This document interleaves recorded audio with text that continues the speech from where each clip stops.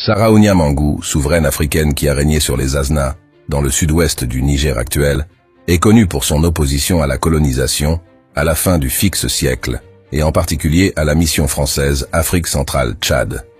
Saraounia n'est pas un nom, mais un titre, reine, en langue haoussa donné à la chef politique et religieuse du village de Lougou.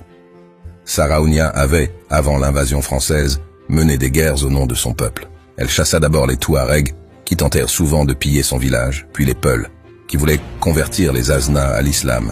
Elle mobilisa ensuite son personnel et ses ressources pour affronter les forces françaises de la mission Voulet-Chanoine, qui lancèrent une attaque féroce contre la forteresse de la ville de Lougou en 1899. Saraounia et sa communauté opposèrent une résistance à la mission Voulet-Chanoine.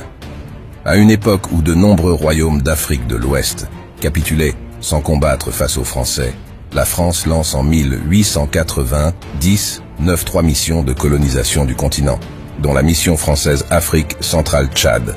Connue sous le nom des capitaines qui la dirigent, Paul Voulet et Julien Chanoine, l'expédition vise à coloniser le Tchad depuis le Sénégal. L'histoire de Saraounia se mélange en outre à des éléments légendaires venus de la tradition orale africaine. Le 16 avril 1899, les troupes françaises arrivent en vue de Lougou, où les guerriers de Saraounia leur font face. La mission Voulet-Chanoine rencontra une force impressionnante et perdit plusieurs hommes au combat.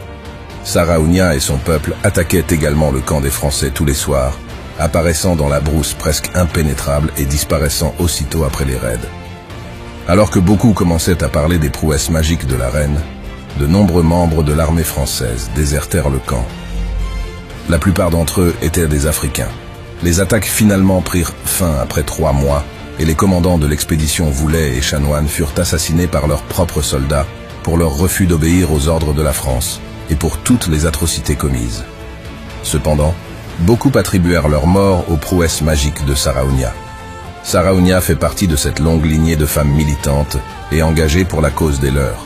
Son prénom, qui signifie « reine », se réfère à une puissante dynastie de femmes dirigeantes qui ont exercé le pouvoir politique et religieux.